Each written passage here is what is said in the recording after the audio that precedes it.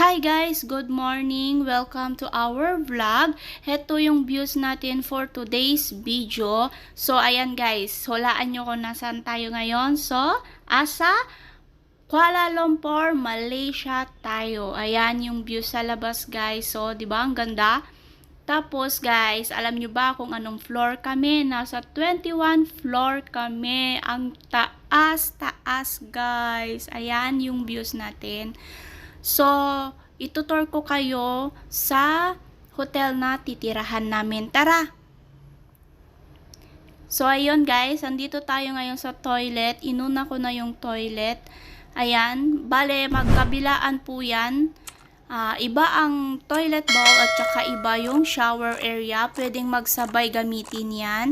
At saka kung gusto nyong mag-stay ng mas matagal pa, meron siyang built-in na cabinet guys. Ayan, may built-in na cabinet siya dyan. Sadya talaga na may mga drawer na dyan. Ayan.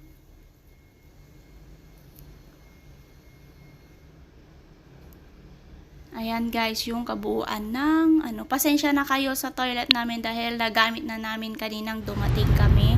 Nag-shower na yung mga kasama ko. So, ayan, ito yung pintuan namin dito sa kabilang kwarto. Etong nakikita yung pintuan yan dito sa right side, papunta naman sa kabilang kwarto yan. Kasi dalawang kwarto po yung kinuha namin dahil hindi kami kasya sa iisang kwarto. Bale, 6 kasi kami.